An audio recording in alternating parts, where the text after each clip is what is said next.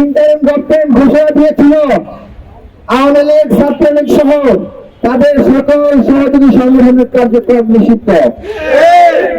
জাতীয় পার্টি 14 দল এরা আওয়ামী লীগের সহযোগী সংগঠন ছাড়া আর কিছু নয়। সুতরাং যাদের কার্যক্রম নিষিদ্ধ তাদের নির্বাচনে অংশগ্রহণ করার কোন সুযোগ নাই।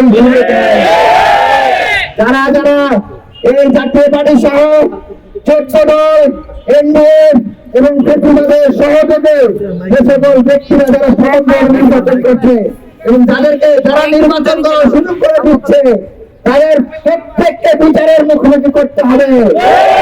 আমরা ইলেকশন কমিশনকে হুঁশিয়ারি করে বলতে চাই, এখনো সময় আছে, জনতার চোখের ভাষাকে বোঝার চেষ্টা করুন। যদি জনতার চোখের ভাষা বুঝতে ব্যর্থ হন তাহলে আগের নির্বাচন কমিশনার মনির হুদার সাথে যে আচরণ হয়েছে ঠিক একই আচরণ, ঠিক একই পরিণতি আপনার বরণ করতে সময় লাগবে না।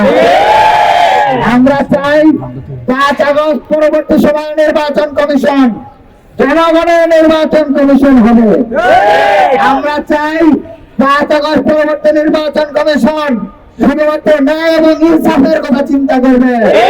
কিন্তু আমরা দেখতে পাচ্ছি এই নির্বাচন কমিশন ঠিক একই কায়দায় ফ্যাসিবাদী আচরণ পরিচালনা করার চেষ্টা করছে।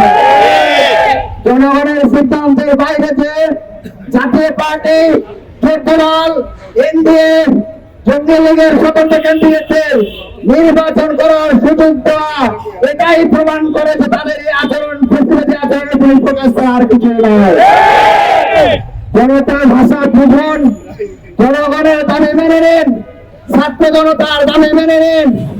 আমরা আবারও বলছি, ইতিমধ্যে আমাদের যে দাবি ছিল সেই দাবির পরিপ্রেক্ষিতে আমরা হাইকোর্টে রিট করেছি। হাইকোর্ট আমাদের রিটে রুল জারি করেছে। আমরা মনে করি এ মতামতে আপনাদের উচিত জাতীয় পার্টি 14 দলের মনোনয়ন স্থগিত ঘোষণা করা।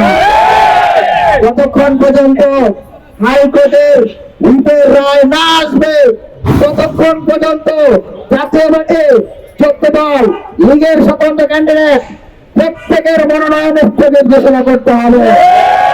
প্রিয় ভাইরা, আমরা দেখতে পাচ্ছি নির্বাচন কমিশন নির্বাচনের প্রতিনিধিদেরকে নমিনিদেরকে নিরাপত্তাজনিত ব্যর্থতার পরিচয় দিচ্ছে।